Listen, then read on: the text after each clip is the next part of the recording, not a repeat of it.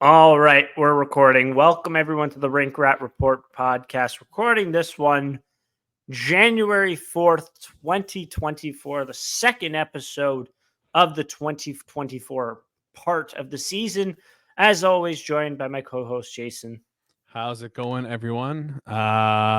Two losses, then 2 wins. 2-1-1 last 4 games. Yeah.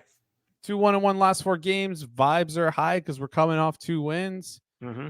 Martin Jones starts back-to-back games, wins both. Lots to talk about today. Lots to talk about as we get into the trade deadline season as well. Yeah. So we're gonna talk about.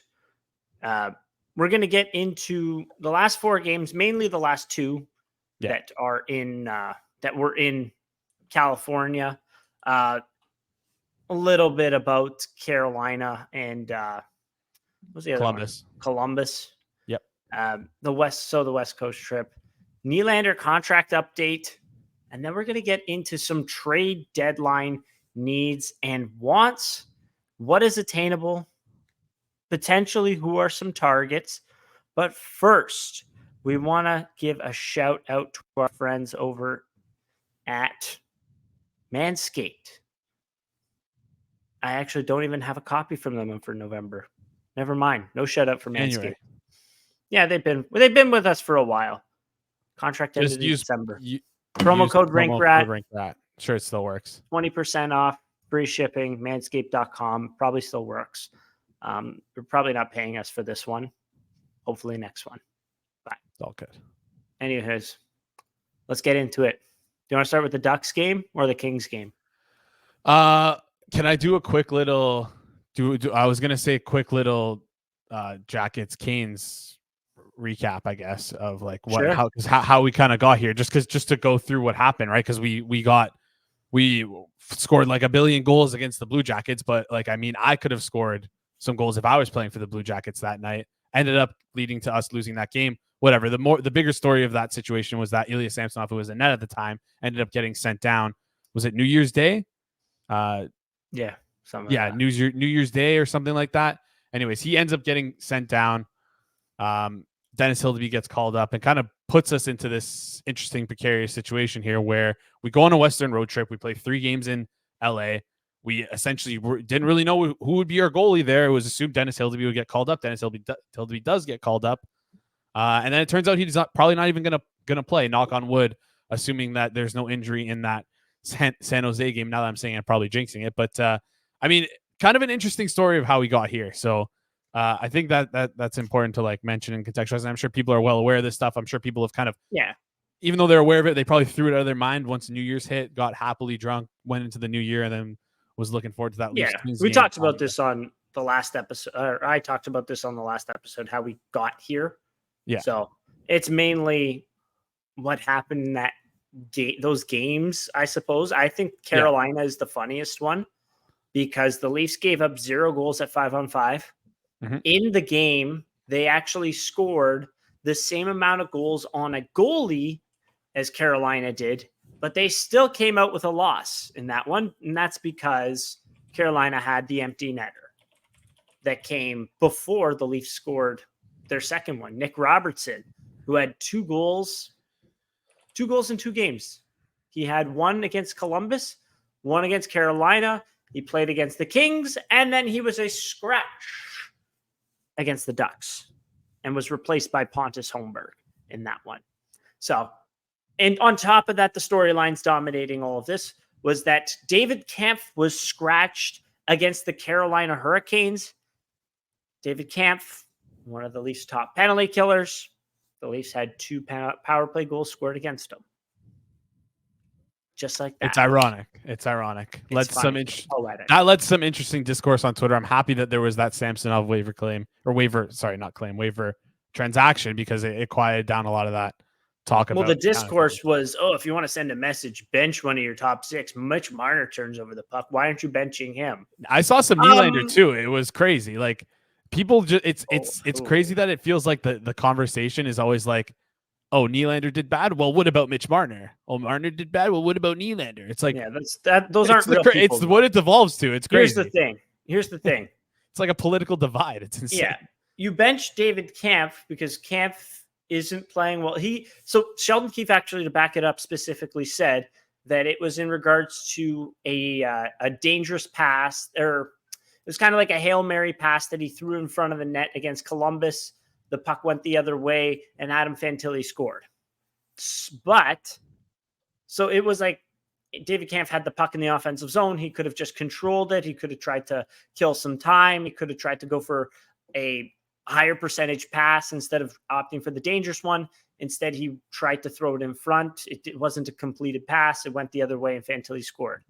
Here's the kind of funny thing about that. It was a terrible, terrible goal. I don't need to talk about it anymore. I said my piece about Samsonov. He's shaping his mind. He's going to come back and he's going to be great. However, what was I going to say? Oh, my point was they benched David Kampf. They scratched David Kampf. They benched David Kampf, and they don't do that much with the top six. I wonder why. I wonder why. Maybe it's because David Kampf can't do shit on offense. Is defense only, and if you're not playing defense, then what are you doing out there? Marner, Nylander, Matthews, Tavares can all have bad games. I've seen all of those guys have bad games and put up multiple points. Yeah. That's why you put them on the ice. They have more talent in their pinky toe than everyone that's commenting on them has in their entire body. B, probably more talent in their right foot than David Kampf has in his entire body. It's not to call David Kampf a scrub, though the top six is filled with a lot of really good players. Oh, we're going to send a message. All right. I don't know. I think the message was clearly delivered. They played pretty damn well against LA. So the Carolina game, I will say this. The Leafs had their chances. They were coaxed, I would say, a decent amount into outside shots, but they did have some pretty good chances in that one. Like, think about this. Like, Matthew Nyes on that breakaway, he had the poke check thrown against him. Matthew Nyes has been all over it the last few games. I don't think he has much to show for it on the score sheet. So if you're looking for a little prop bet against the San Jose Sharks, think about how well did he play against the Ducks? He was a dog on a bone. How well did he play against the Kings? The first shift of the game, I swear he got a fantastic chance.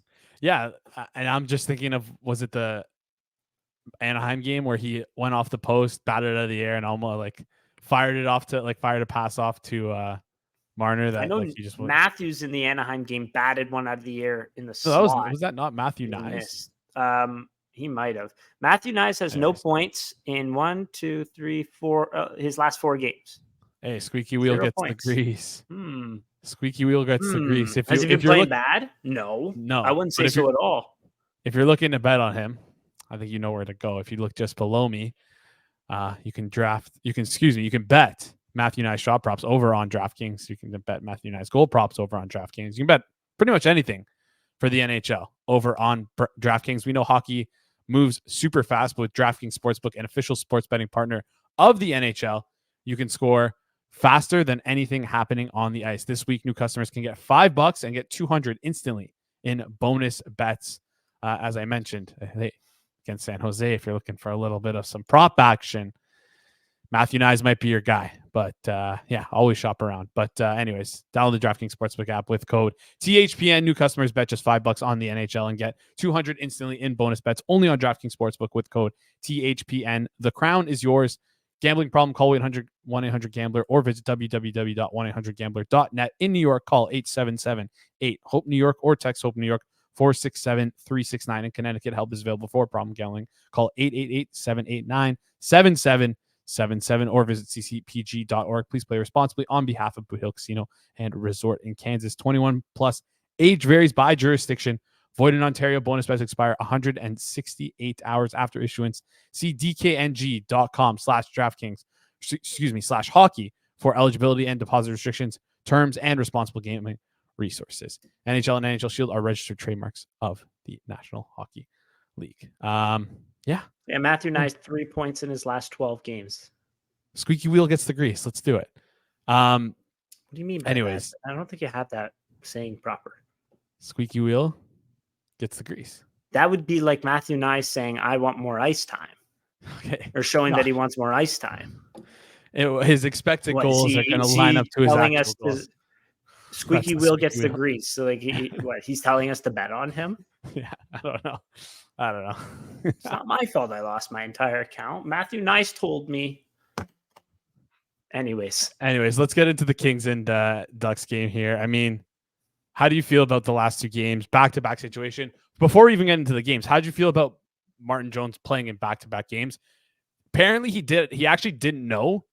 And I think that was actually like a good move to like not tell him, being like, hey, you're going to play back-to-back, kind of assess how he plays that night against LA. If he's like, he got a shutout, right? And like I want to say he faced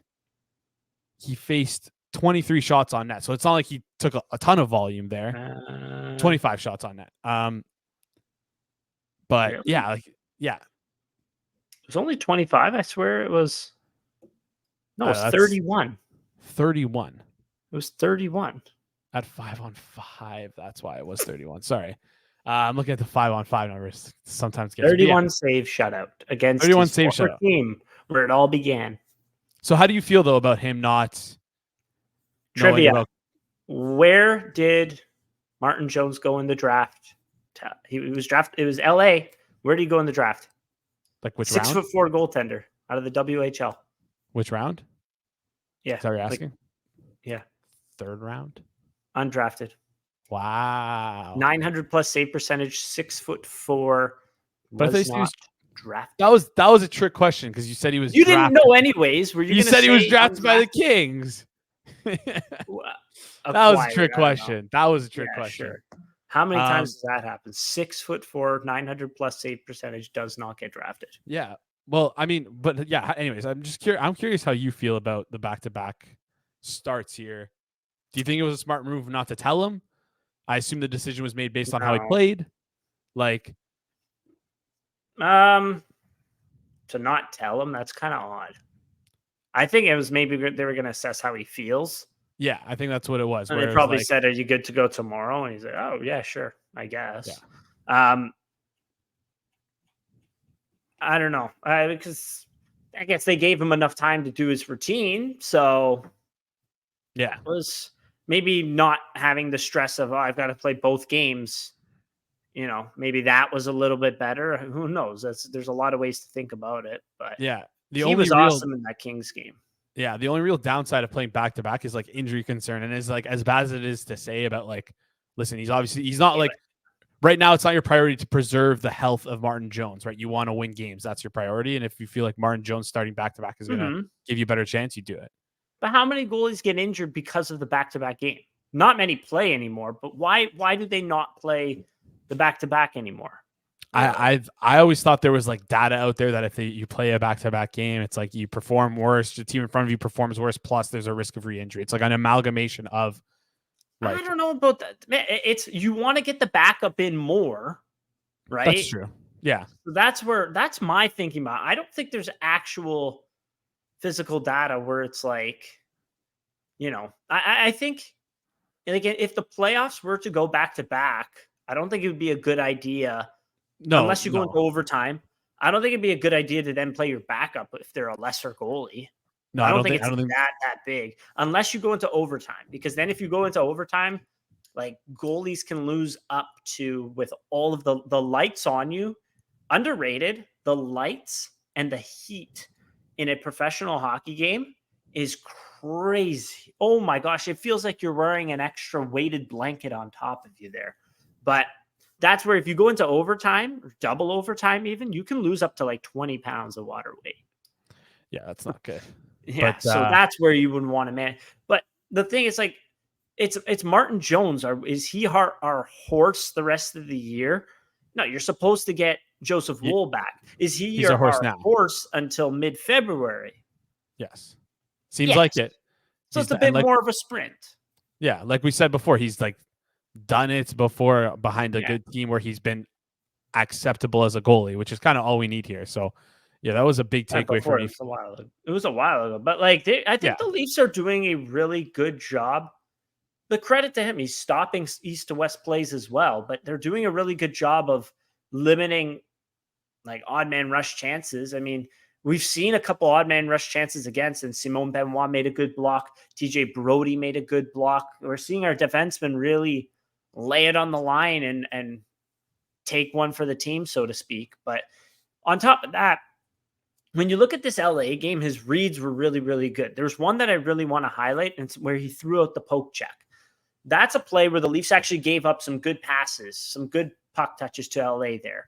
It went from the slot, and then I believe it went from the boards to the slot, I believe it was, or near just outside of the slot, and then down low. Anze Kopitar, when he's down low, he's already cutting towards the net. Jones makes a fantastic read there, knows, okay, I'm going from the middle to down low. My momentum's all of my momentum is going all the way to the right here. I have almost no shot of taking up that short side and then getting back the other way. That would be an impressive feat. Martin Jones is not the skater, is not a good enough skater to do that, right? So he realizes that. He realizes that Kopitar is skating towards the middle of the ice as he's receiving that pass, throws out the poke check, blocks Kopitar, eliminates the chance of an actual good shot on goal happening. He diffuses it before it happened. It was a fantastic read, I got to say. And then on top of that, made a few other really, really good saves in there. A lot of shots from the slot he's been stopping. He's been doing a very, very good job on. So shout out Martin Jones has been way better than I expected. And if the Leafs continue to defend like this, if they're able to continue to limit, passes across on odd man rushes or east to west plays, they're really it seems like they're going to get some more saves from Martin Jones. Yeah. Yeah. That's all they really need to do is just be better in front of him. And just like a little stat that I was looking at, like the Leafs, I think on the year, like 49% expected goals for, just from the month of December on. They're actually 50.44 expected goals, 4%. So they're at least in the positive from the month of December. So it's not that much, but that puts you dead middle in the league. Whereas like on the season, they're like 24th, 25th. So signs of life, positivity, like starting to regress back to, hopefully being a better defensive team than what we've seen before. The past past 8 games, they've been, or not 8. I guess 8 as a collective, they've been much, much better defensively. I mean, they didn't give up too much to Carolina, really, at 5-on-5 at least. Power play was penalty kill was a whole other situation there. The Kings, they did a pretty good job, but Martin Jones also made some good saves there. And then the Ducks had a couple chances here and there, but the most difficult part of that game for him was just going extended periods of time between shots. So yeah, and that was like the story of that Ducks game, is like the onslaught of chances that the Leafs put on. It was like, it was insane. And Doc Stahl, what was his name? Lucas Dostal played great. And he had a really good game there. I will say this about LA to wrap up LA. I thought the speed of the Leafs really, really helped them. And how did the Leafs score their 2 goals? I thought this was interesting. And it'll actually bring me into my point that I almost forgot. Thank God I didn't. Turnovers. Off of creating turnovers in the offensive zone. When you look at both of them, like, think about this. So it was the first goal. Bertuzzi chases the player up the wall. I can't remember who it was. Tavares is able to force a turnover. Bertuzzi then is able to get the puck back, throws the puck out in front to Nylander, actually tips just enough off of Talbot's stick so that it was a perfect pass to William Nylander, and boom, Nylander hammers home the one-timer. The second one was Max Domi chasing a player down, and then he's able to start a turnover there. Puck gets freed up. Tyler Bertuzzi, one glove. This guy's such a sicko. One glove. Playing an NHL game, I'm just going to, all right, one glove, throw it towards the net. Calle Yarncroft's going to chop it in. So I think and that brings me to my point. I think the Leafs right now, for the past few games, the past, I say a decent stretch, are doing a way better job of sustaining pressure in the offensive zone. It's a lot less one and done. I'm noticing they're doing a good job of creating turnovers, whether that be from Bertuzzi, Nyes, Tavares, and then everyone pretty much. Matthews, Marner's been way. I don't even know if he was not that noticeable at the beginning, but because people have been saying Marner doesn't create turnovers, Marner doesn't get himself the puck. I've been paying attention to it, and believe me, Mitch Marner gets himself the puck. Like, I have several. I mean, he hasn't had a 5-on-5 point over the last little bit, but what happened the first shift of the LA game? How did that puck get turned over? Mitch Marner out of midair. Yeah. He had several. He had a lot over the last 2 games. But the other thing that I noticed that I liked against LA was how high the F3 was playing. Mm-hmm. The F3 was playing way back to kind of try to, it seemed like a more defensive strategy from the Leafs in that one, where we're not going to give up that odd man rush because we know you have a lot of players that can make us pay, i.e. Trevor Moore, Kevin Fiala. I know Trevor Moore for sure is a rush attack sicko. They have a lot of other offensive firepower that can do so as well. But it seemed like F3 was playing really, really passive just really, really cautious in the offensive zone. But the other 2 forwards were doing a great job of turning over the puck. And even in the bottom 9, like Max Domi's speed was on display. Bobby McMahon, I mentioned on Twitter, had at least 5 or 7 zone entries with control as well. So I really liked what I saw from the Leafs all around in that LA game. Yeah. The Ducks game. What did you think about that one? I mean, it was like people. I thought people were like I saw people I don't want to say freaking out, but like going I feel like people were going nuts. Like, how are we not scoring against this guy? Then we kind of scored, and that's pretty much it. Like, I thought we had played great that game. Like, I don't know, maybe I don't know how you can come away from that game and not thinking that we played great. Like, yeah, sure, the score was only 2. We only scored 2 goals. 1 in overtime. Like, who cares? Like, we won. The thing is a lot of people put up were 50 shots. Like, a lot of people were complaining. How do you get 57 on net and only 2 go in? You're taking them all from the outside. The expected goals, it was on 29 shots at 5-on-5, only 1.81.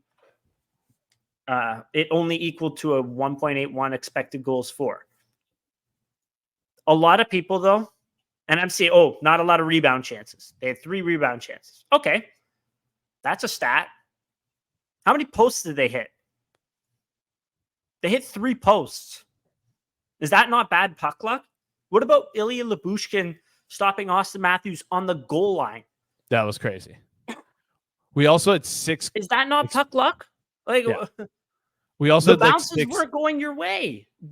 When bounces aren't going your way, it doesn't always mean off your own foot into your own net. That can mean it hits the middle of the post and doesn't come out. It doesn't go in. Like, you're off by how much? Like, this much. Another play that I noticed, so it was Dostal over-challenged on one play. I believe it was on the power play. I forget who was at the point. They fed it to Mitch Marner for a one-timer. Dostal, because he over-challenged, he was not getting over to that one-timer, but Mitch Marner flubbed it. He missed it totally. If he put anything on net there, he had a he almost had a wide open net, and the only thing between him and the net was John Tavares' ass.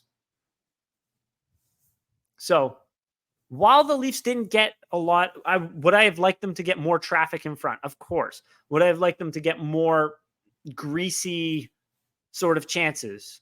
Of course. Does that mean that they didn't get chances, that they didn't actually generate high danger offense? 1,000% they did.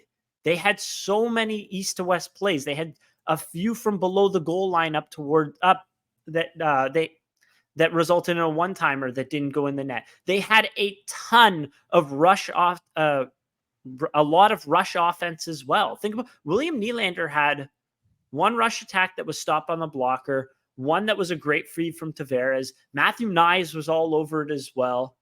Like, you can't sit there and tell me because they didn't get this type of offense that that's why they only scored 2. But why didn't they get more tips on net? Well, we were complaining with it that we're only trying to do that against Florida last year, were we not? Sometimes the bounces don't go your way. If the next 5 games they put 50 on net and they're only scoring 2 a game, then sure, something needs to change. That was 1 game.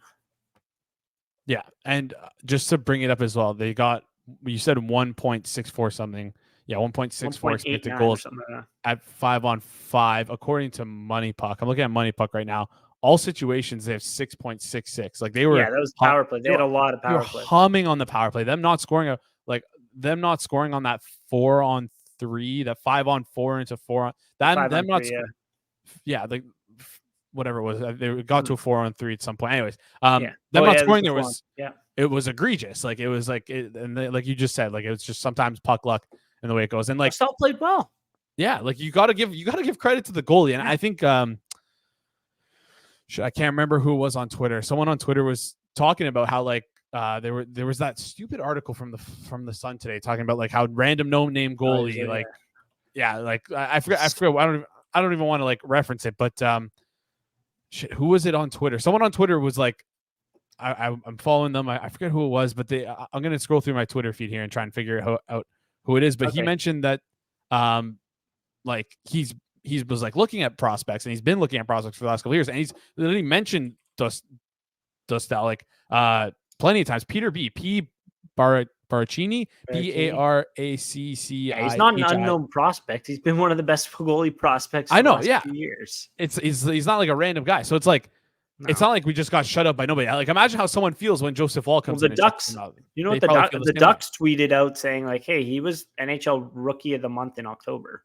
Yeah, it's just a crazy town thing. It was a weird article, but it's from the Toronto Sun. What do you expect? Exactly. I mean, the Onion tweets satire, and the Toronto Sun does that.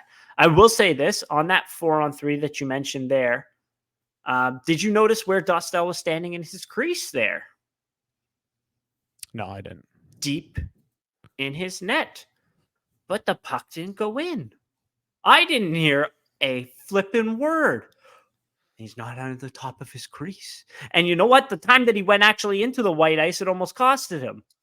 But why? Why would he do that? You need to be able to cover those passes really, because those passes are going to be whipped across pretty quick. You need to give yourself the least amount of ground to cover. Number 1. Number 2, he was square to the puck. He was centered to the puck.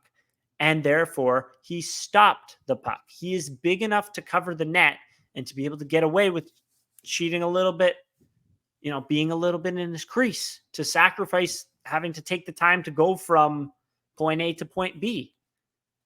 Just a little interesting tidbit here, how I have to listen to every single goal. Ooh, he was deep in his net there. Thanks, man. The shooter shot it from the top of the crease, but okay. Yeah. So to close out this Western road, like we play San Jose on Saturday to close out the Western road trip. Back in Toronto on Tuesday against San Jose as well. Weird little scheduling quirk there, but like 2 games into the Western road trip, gonna close it out against San Jose. Good response by the team. What are your thoughts, like just closing out these last 2 games? Oh my God. If they made it difficult to watch a 10:30 p.m. start and then a 9 p.m. start back to back, you would see a whole other side of me on this podcast. They didn't start fantastic against the Ducks, but it wasn't like, it wasn't a bad, it wasn't anything like, it's nothing. It was nothing to write about. And if you did, it's because you're a complete fucking loser. You're fishing, but the not gonna lie though, the biggest thing of that Western road trip was that locker room broadcast. Little whoever gets the Sportsnet feed had like a treat of a discussion there. Was it the dressing room? Is that what they're calling it? Like where the discussion about Ryan Hartman. We'll get into that in a second. But I thought the Leafs came out flying against LA. I was really, really happy with that performance. The Ducks won. It picked up steam. They drew a ton of penalties. The Ducks was a depleted team. I mean, it was a 2-1 overtime win against a shit team. I will say that. But Yeah. Hockey's a stupid sport, as we've said many, many times. But yeah, the Sportsnet conversation it had to do with Ryan Hartman. So Brendan Dillon cross-checked Kirill Kaprizov several times, I believe took him out of the game. Like he injured him. And so Ryan Hartman, as a result, on the face-off, purposely, he later admitted to purposely doing it. He high-sticked Cole Perfetti, my paisano, in the face, off the face-off. Cole Perfetti's like 20 years old. I don't know. I think it's his dad's side, or I don't know which side, but they come from the same hometown as my mom's side. Fun fact. Nice. In Abruzzo, the mountain people. Anyways, what were your thoughts? And then it led into a little bit of a heated discussion on the Sportsnet panel. That was entertaining. I don't understand people. These two dinosaurs. What are they saying? Okay, sorry. Oh, I'm sorry. Someone didn't agree with what Jen Botterill said. Oh my gosh, we should go back to then. Everyone takes a turn talking about one part of the argument. Everyone takes a turn. Nobody gets to disagree with one another. That made it so much more entertaining that there was actual passion behind their voices and that they were actually disagreeing with one another. And it came from an interesting point of view from each of them. You know why? Because Jen Botterill, Harvard grad, Canadian Olympian, high-level hockey player right there. Jamal Mayers played in the NHL. And what did he do? He was a tough guy in the NHL. So that's where his point of view kind of got to take that into consideration, I would say, right? Do I think that Hartman should have high-sticked Cole Perfetti in the face-off of a face-off? Absolutely not. I think he should have took an exception to Brendan Dillon on that one. Yeah, but Ryan Hartman's 5'10". Brendan Dillon's an absolute monster. So that's where it's an interesting discussion about policing the game and should it be allowed and such. It was just fun. I thought it was thrilling to watch, honestly. But it was cinema. Now my girlfriend doesn't really care about hockey, but she loved it. Thought it was like reality TV. It was a good. It was a good little piece of content there. But yeah, I just think the conversation is just so dumb to be had around like this clip. It's like, bro, like you can whatever you say about enforcing in the NHL, fine, but like whacking someone in the face with a stick, it's just like that's just like not even like not even like a high stick. It was like he fucking swung at him. Like that's just crazy town. But what are your thoughts on like instead of someone going after Brendan Dillon, then I don't even know if Nick Ehlers was playing in that game, but say Hartman then takes exception to Nick Ehlers. Sure. Like honestly, I eye for an eye.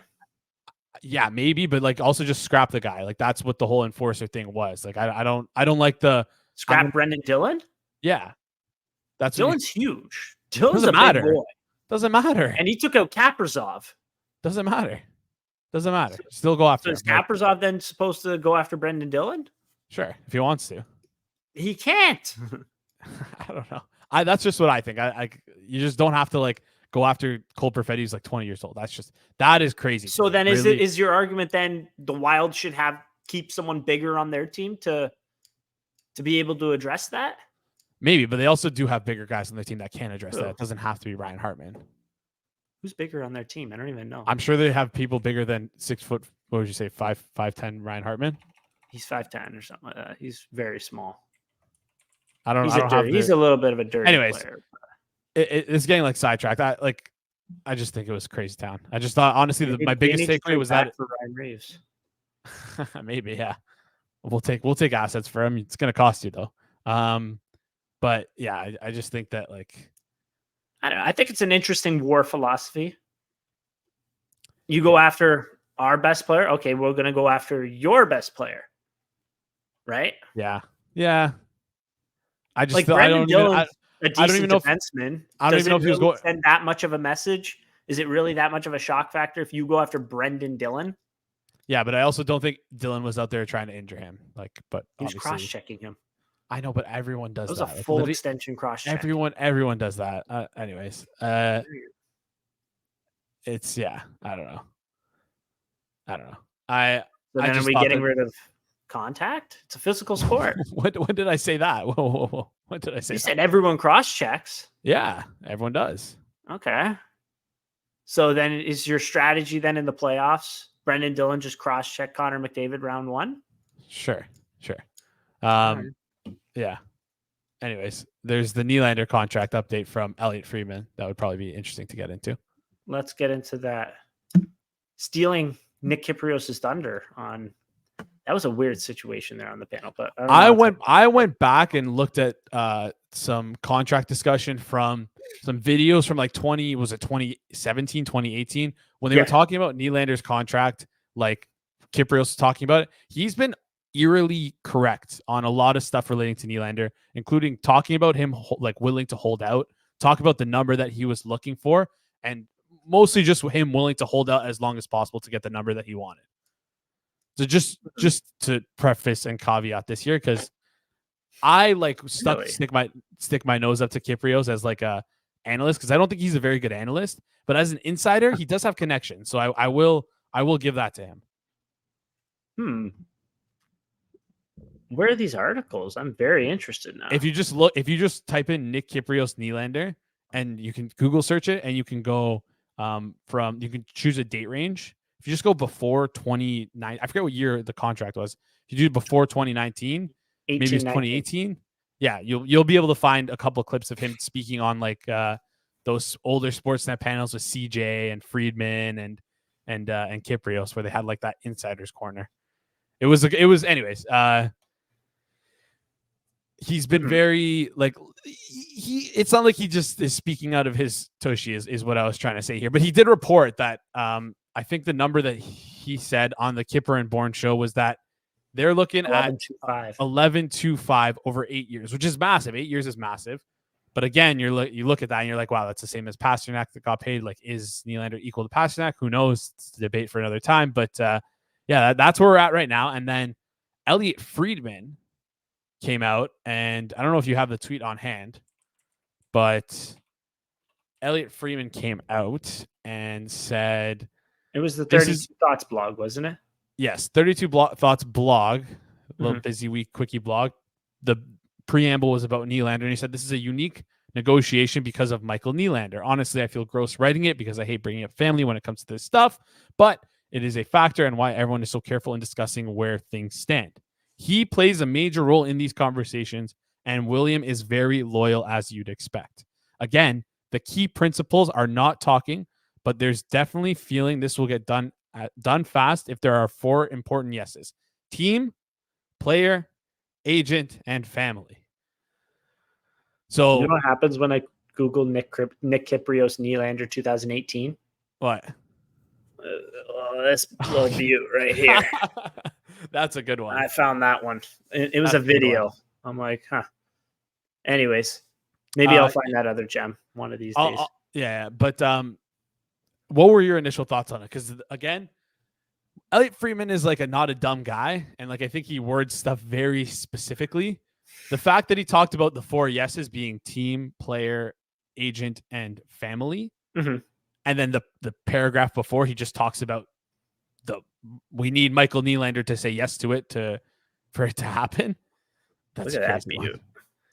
We need Michael Nylander to say yes to this for it to happen. I mean, like, it feels like there's one domino that hasn't fallen yet, and the other 3 have. So Michael Nylander's the other domino. Maybe that's the last domino that needs to fall. Maybe he needs to needs to sign off on it here. It is quite interesting, and I mean, during the 2018 discussions, it was probably rumor based, and it was probably, kind of like how Paul Marner's name is thrown around everywhere. Funny how Brian Matthews' name is never thrown around, but that's because Brian Matthews has never put his name kind of out there to be thrown around like that. But it is very interesting that an insider is writing in a like an insider blog mentioning Michael Nylander and it being in the same paragraph as William Nylander signing a contract. It's not like Michael Nylander holding back the Leafs? Did Michael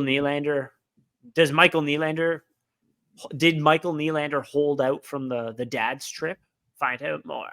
It's more like, I wonder why that's there. And I have no answer for that. But it's quite interesting, I would say. Yeah. Not that it's worth noting. I think it's also like showing that there's urgency to get the deal done as well, like clearly. Yes. And I think like if you're Nylander's agent, I think you want to get the deal done now too, because it's not like this could easily be an outlier year for William Nylander. Like obviously he's a great player, but is he gonna ever score at 116 point pace again? Like maybe, but that'd be like that's not a very easy thing to do, right? So seems like there's urgency here, which is pretty. Because we were talking in the summer, like if William Nylander wants 10, do you walk away? Yeah. Like, now we're up to 11. But I'm at the point where I don't care about dollars and cents. Just get it done, and I'm happy. Like I said off the hop, I think Reinhart should, like, based on Reinhart and Gensel's seasons, those guys should have been paid more based on their previous season. This year is different now because William Nylander is playing the best of the three so far.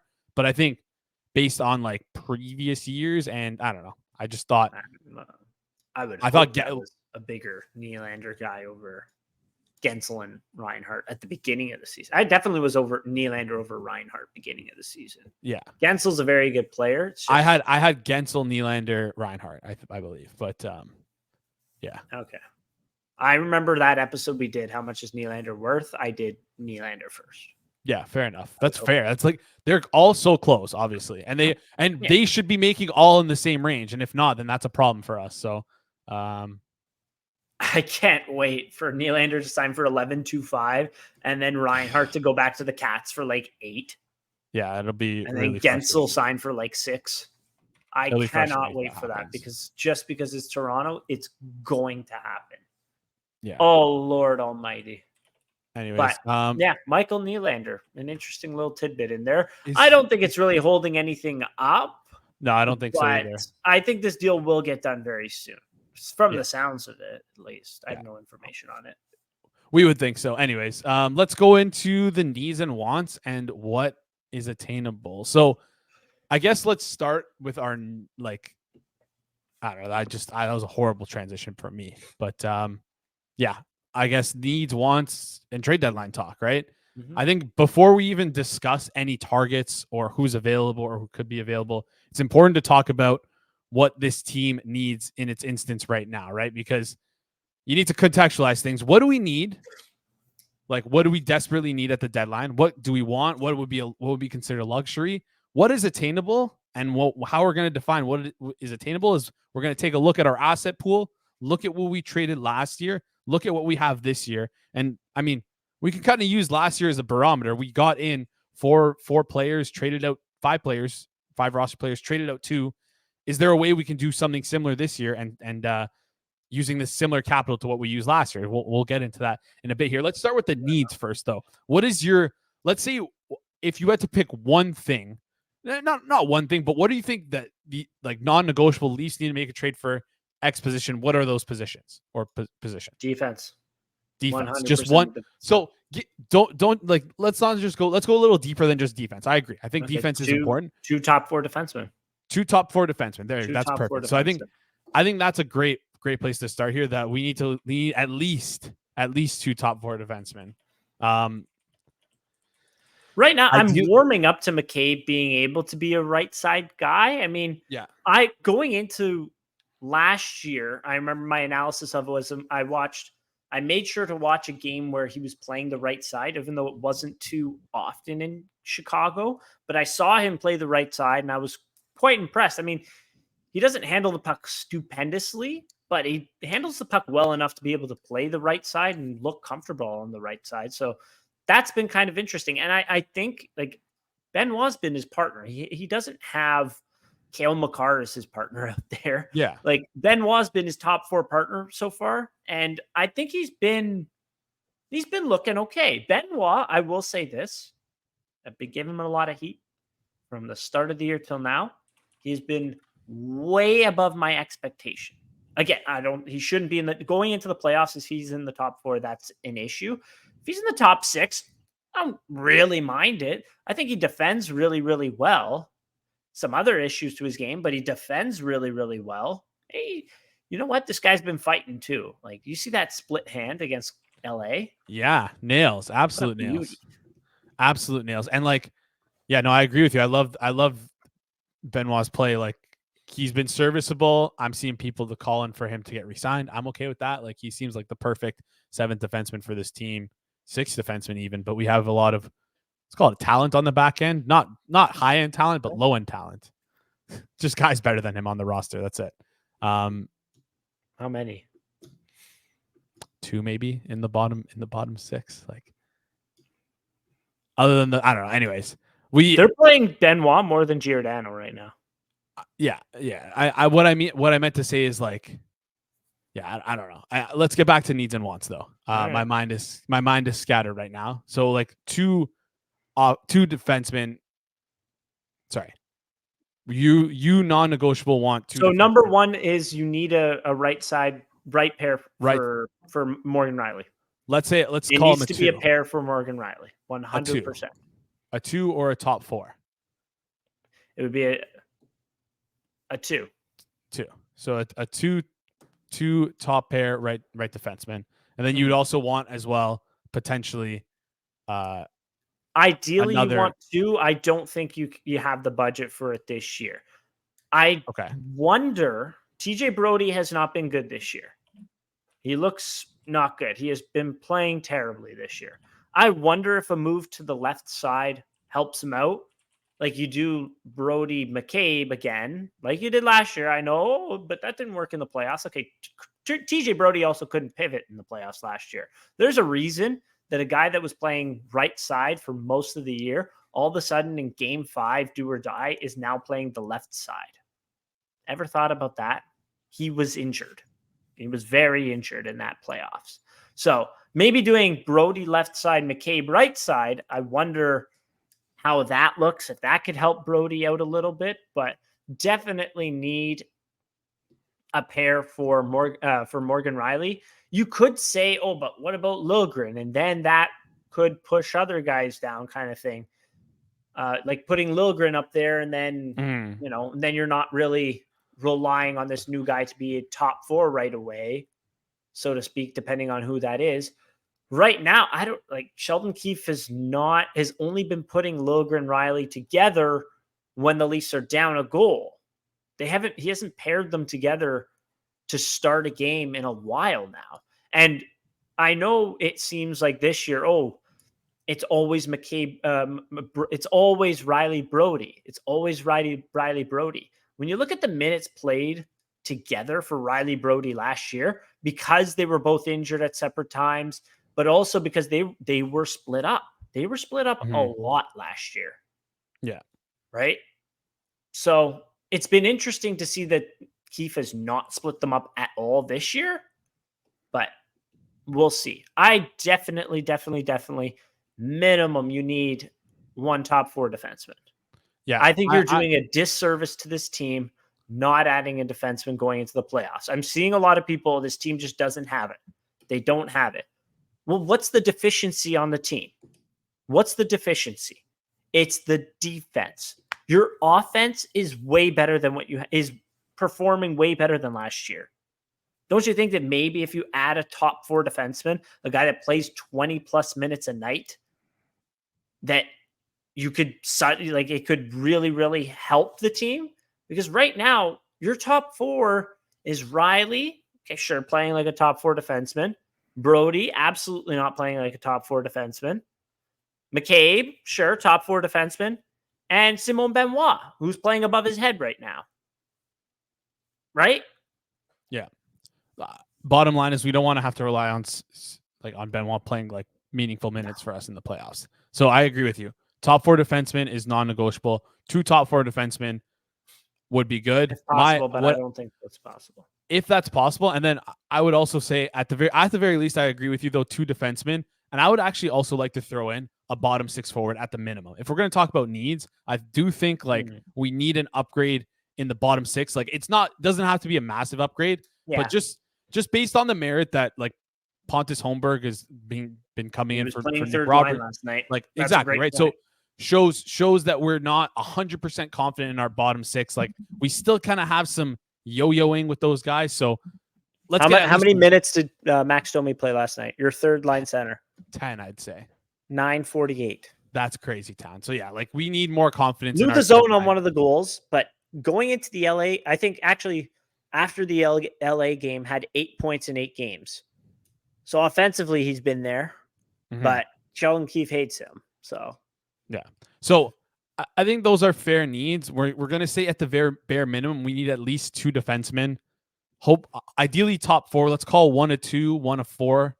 And then if not that, at least a 2, a 5, or a 6, defenseman speaking, and then a competent bottom 6 player. Let's call it that, right? I think those are fair needs. Wants, on the other hand, I mean, I could go buck wild here, and I think it's fair to, because last deadline, I feel like it's fair to say we acquired let's call it, we acquired a top 4 defenseman. Let's call him a 3-4 in Jake McCabe. Is that fair to say? We acquired he's a 3-4. That's exactly exactly what we said. We acquired a 5 in Luke Shen, right? Yeah. Who kind of played over his head, but that's whatever. We acquired a legit top 6 player in Ryan O'Reilly, and we acquired a bottom 6, a center, more specific. Top 6 center. That's true. Yeah, top 6 center. Like I'd argue like a 1 center, a potential 1 C. Not a 1. Come on, a 1 on a losing team. Yeah, a 1 on a losing team. A 1 on half the teams in the NHL. Not a 1 on our team, that's obviously. Yeah. But yeah, we a legit top 6 center, and then we also got a bottom 6 forward who's like competent 2 ways, like was sufficient. Like let's call him a sufficient. So I don't think we have to even make that big of moves to fill out my wants, because my wants would be really a top, let's call it a top 9 player instead of a bottom 6 forward. Just like a skilled top 9 player to play on your third line and give you more confidence, and then 2 top 4 defensemen. Those are my wants. Like it falls in line similar to these needs, right? Like I don't think we need to revamp everything. So yeah, I think those are fair wants and needs. People want to they're very fair. People want to share their wants and needs with us. I think that's a good little exercise. I feel like the most important need is defensemen. It would be such a luxury to go after some forwards here. Just to like kind of go on a tangent here. I was looking at the athletic trade board. How much does the athletic trade board mean? I don't know. I'm sure they just throw names on the list, but there are like a couple big name forwards on here that I would like give an arm and a leg for. Mainly Andrei Kuzmenko is on this list. Now Vancouver Canucks seem to be not scratching him as much as of late. He was a scratch for them. He got scratched tonight. He got scratched again. He scored like 2 goals. He scored like 2 goals 2 games ago. So like, listen, if this guy's fallen out of favor, that is someone who I would be all over. Then on top of that, they also have Jake Gensel on this list, which is, I mean, 2 very sexy names that would be like instant must adds for this team. And in like it'll be interesting to see what the market is for these guys. So just 2 guys on the Athletic board that like would be more needs than wants for me. But yeah, let's go. You want to take a look at who's the other one you had on there? Gensel, Jake Gensel. UFA. Pittsburgh's been doing pretty well recently. I don't think they're parting with him. I mean, a lot can happen between now and March, right? Yeah. So also, if Pittsburgh's not in it, they lost though. If Pittsburgh's not in it going into the trade deadline, but they're close, I don't know if Kyle Dubas is really. I don't know if Dubanation's really going to be selling there. I think he's going to be, not buying, but like keeping. I don't even know what they have to trade anymore, but I think he's going to be keeping strong. They beat the Bruins tonight. Okay, that's not good for us. But yeah, the chances of him getting traded. Anyways, just pieing this guy talking about like just throwing out some names that I saw on this big board here, and then let's talk about what is attainable and like what assets we have to move off of. So I sent you a list of, a list of assets we traded out to get the players in that we got here. We made a ton of trades last year, and kind of what I did was went through and looked through all of them and kind of at the trade deadline, if we traded a first for Rasmus Sandin, we traded Sandin for a first, but then also traded a first for Ryan O'Reilly in 2023. So I kind of canceled those trades out, right? Like those picks are canceled out here. What we got in was Nola Chari, Ryan O'Reilly, Jake McCabe, who was signed for longer, $2 million by 3 years, Luke Shen, and then a bunch of other McCabe players. was retention. He was retained, yes, for $2 million by 3 years. So that's huge for three. Yep. He was retained for all those years too. Like that's insanely good value. Then we got like Luke Shen, and then obviously Gustafson, Lafferty, who are kind of like nothing, and then Josh Pillar, who like whatever threw his name on the list because he was nothing. But anyways, we traded out Engvall and Sandin, so I'd argue like a bottom like a middle six player in Engvall. Traded out Sandin, who's like a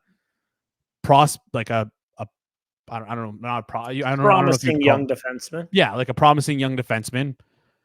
Joey Anderson, Gogolev, who cares? And for basically a first and 2 seconds. That's what we traded out here. So we actually, like, just in hindsight, looking at what we gave up a first and 2 seconds in these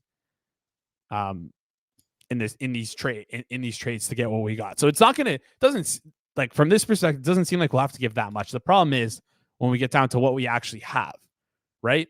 We only have 2 first round picks over the next 3 years. We have our 2025 pick, we don't have our 2025 pick, which was traded for Jake McCabe, I believe.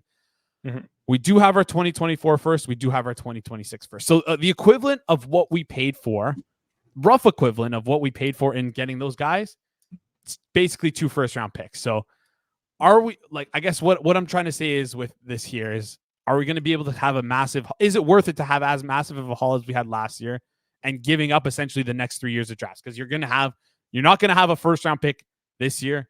Or a second round pick this year. You're not going to have a first or second next year. You'll not have a first or second the year after that. So the likelihood of us trading a first round pick is low. The likelihood of us trading 2 first round picks is like incredibly low. So that kind of brings me to what else do we have to offer? And I went through The Athletic and took a look at, I believe it was Corey Pronman's NHL pipeline. Just the top players under 23 on the Leafs who are projected to be NHL players. That's kind of the baseline I put for these guys, as like these guys I think could all be, let's call them tradable assets. So we had 6 players who were at the very least lined to make the NHL. Matthew Knies, who in my opinion is untouchable. Easton Cowan, who I believe is also going to be untouchable. He was just drafted. Dennis Hildeby, who I think also probably would be untouchable with our goalie depth right now. Okay. You don't think so? I listen, I'm fine trading it, but like, it doesn't make sense for the team. Would a team want a goalie? Like, is that like, we don't really see like prospect goalies moved at the deadline that often. No, like I think all. Devin It's just an asset, Levi, in my opinion. Yeah. I don't know. But like, I think NHL teams will probably value goalie assets less because they're harder to read than an actual player asset, right? Maybe.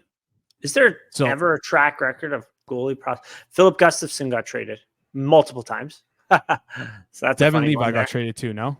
Devin Levi got traded really early. That was a really funny one. There's a clip floating out there of me saying that he's a C-level prospect at the time. That was funny. But to my defense, he hadn't played a game. He played 7 World Junior games that year. So, anyways, and went 7th round the year before. Go on. My apologies. So all I was going to say is we kind of have 3 players who I think are like considered prospects, like borderline prospects. Nicholas Robertson is like, what is he? Is he a prospect? Kind of has NHL games. So that's one guy. And then obviously Fraser Minton is another guy who I could see us potentially trading. And then the last guy would be Topi Nimola. So those are the 3 kind of key assets that would probably get moved if we were to deal someone. What is their value? I don't know. Mm-hmm. But it's a precarious situation that the Leafs are in here because we need to fill that top 2 defenseman role. We don't have like, we've looked back and looked at like what defensemen cost. Like we're not going to top out on a first for some of these. Some of these defensemen that are available aren't the best. I don't think they would require a first. Problem is we don't have a second. That's the frustrating part here. So I don't know. Finicky part. Yeah. Yeah. So like, I don't know if a trade is going to look like us giving a first and receiving a second. I don't know if a trade is going to look like giving just prospects. I don't know if we're going to do something like we did with, what's his name? Nick Ritchie, where we traded a 2025, like a pick that was 4 years out as a condition. Yeah. Like, I don't know what we're going to do. Right. So I feel like, though, going back to what you said, I know I brought that up a few episodes ago where you trade the first round pick and you get back a second. I feel like you would not be getting back a 2024 second. It would be a 2025 because there is the chance that this team that is selling, they're trying to tank. What if they end up like 32nd? Yeah, or that's 33rd, fair. I guess, right? Or 35th, and your pick is 25. Like it's a lot of variance. I feel like to kind of try to mitigate that, and the team that's selling off, hopefully they're trying to get better the next year. You know, that they give you the next year's pick so that it, you know, dumb guy math. Yeah, no, boy math. I feel that, but also like as a just Leafs perspective, you take that because you have no picks in the first 2 rounds in 2025, so you take that. Oh, yeah, a little interesting quirk there of how many draft picks we've burned through on this team. Yeah, a lot. So yeah, I guess that kind of is like a state of the nation, state of the union, where the team is at asset wise, who they'd be willing to give up prospect wise. We could go into like, I don't know if I call them B-level prospects or like other prospects, but like we could just sit here all day talking about like these guys, just like they're not worth it. It's just reading names off a list, right? We don't know how it's going to happen. The biggest thing and the most important thing, and I can't believe I didn't even mention this, the biggest asset and most important asset we have is cap space. So that's a massive thing. That is something that is like, we need to fill that out. We need to fill that out. We need to fill out that cap space. So having that cap space now, you're not going to have to ask a team to retain on a player, and that's going to reduce the amount that you have to give for them. Like, just as an example, you mentioned him today. I'm not saying, hey, we should go get him. Anthony Duclair. He was a captain from Florida to San Jose.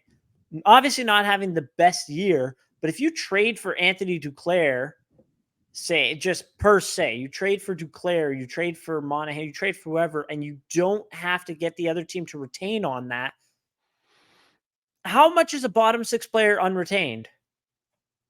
Like that's got to be worth not that much, right? Yeah. No, I don't think. Like I'm just looking. Nemestikov went for like a 2025 fourth.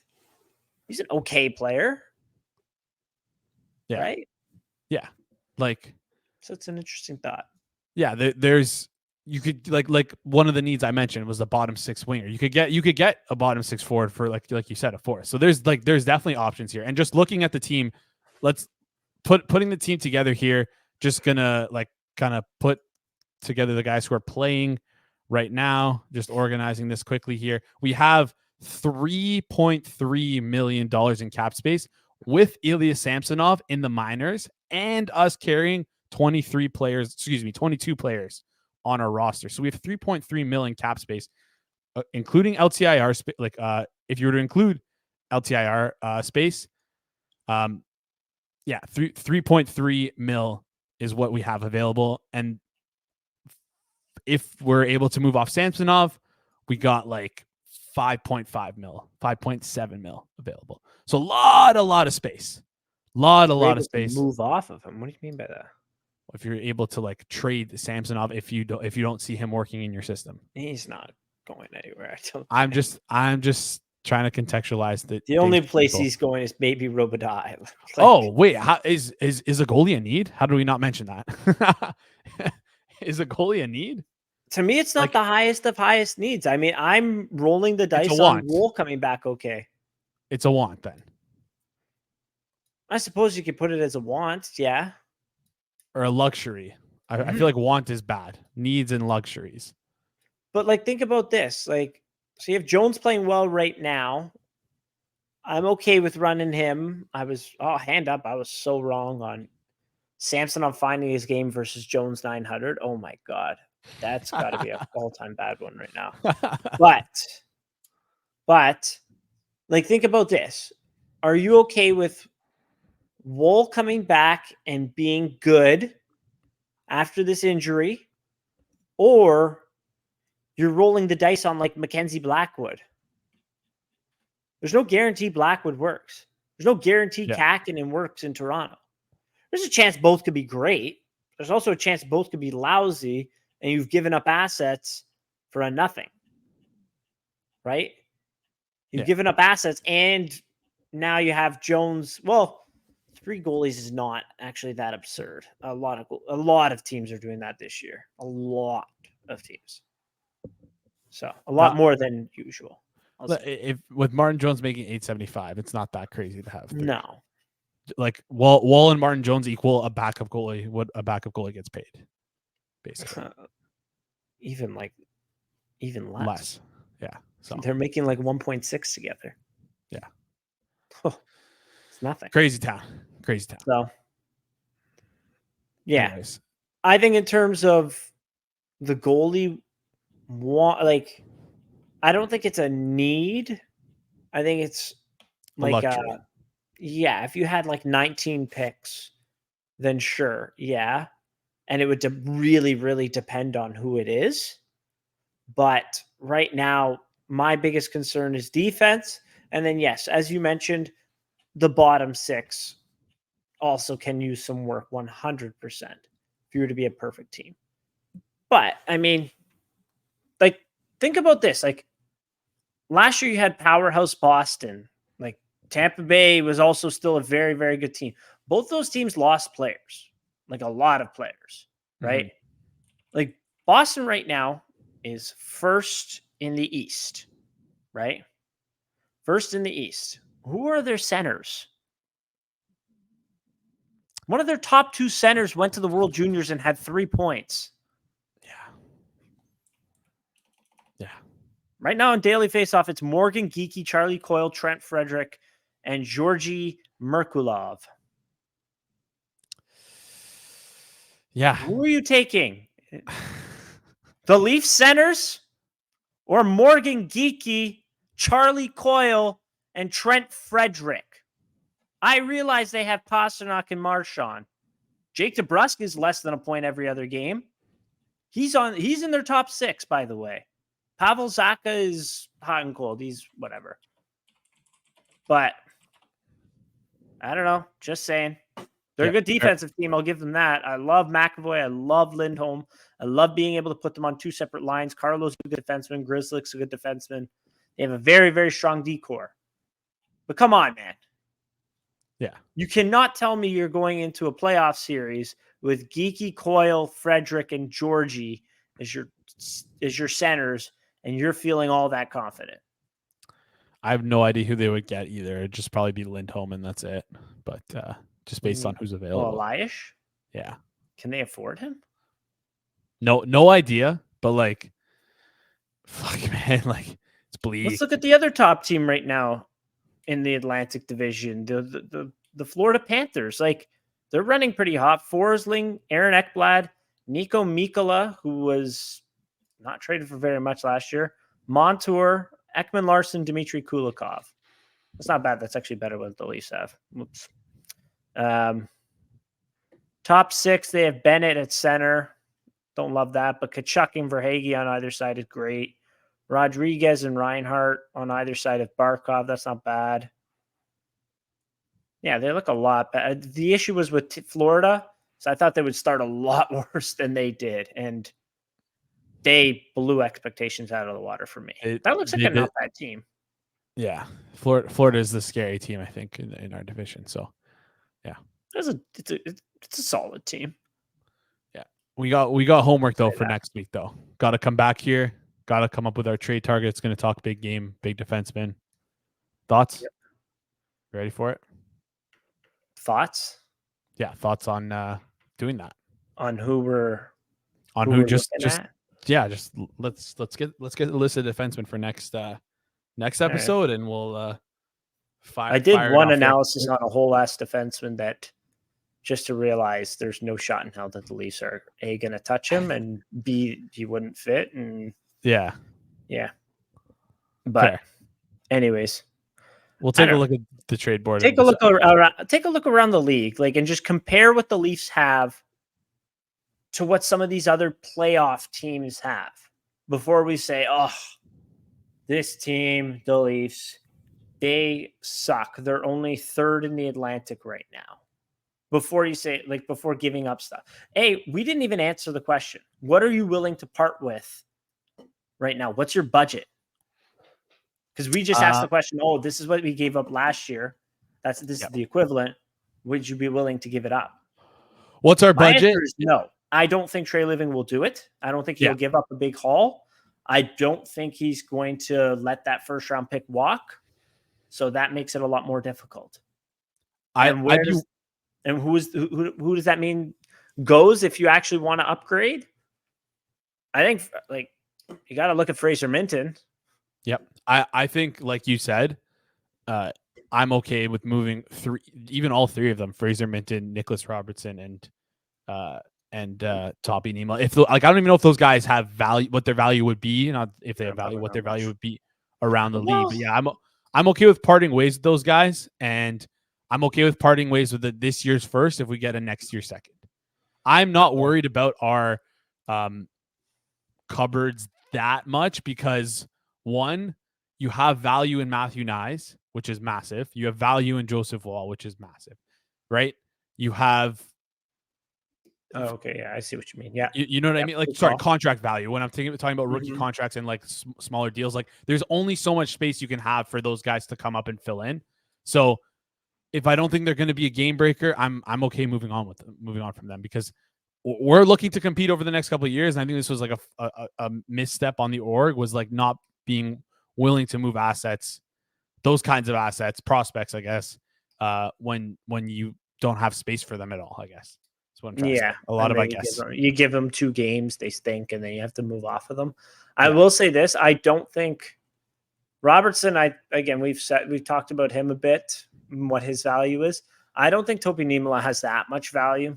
Definitely not a second-round pick value. I think probably a 4th-round pick value right now.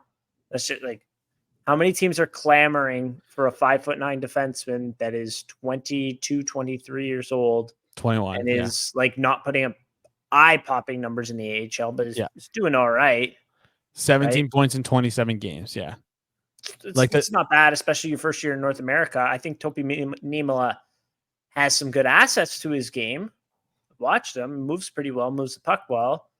Okay, pretty good on the power play, but like, how many teams are clamoring for a 5'9" defenseman? He's 6 feet tall, according to Hockey DB. Yeah, he's 6 feet tall on 3-inch lifts. So, yeah, that's just my piece. I think right now Cowan and Minton are like your Cowan, Minton, and your 2024 first-round pick. We have the 24 first-round pick. 24, correct. Are your assets of greatest value. I wouldn't move Easton Cowan. I like him. I'm hesitant to move the 2024 first-round pick. So what does that leave you? Fraser Minton.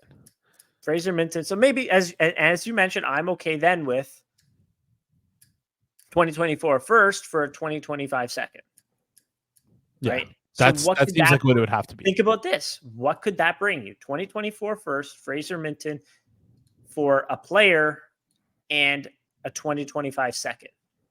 I feel like you could get like probably a lot for that, just based on what we got, like rental wise, based on what we got last year. You could probably get a good player for that. And that's not to say I think Fraser Minton will be an NHLer.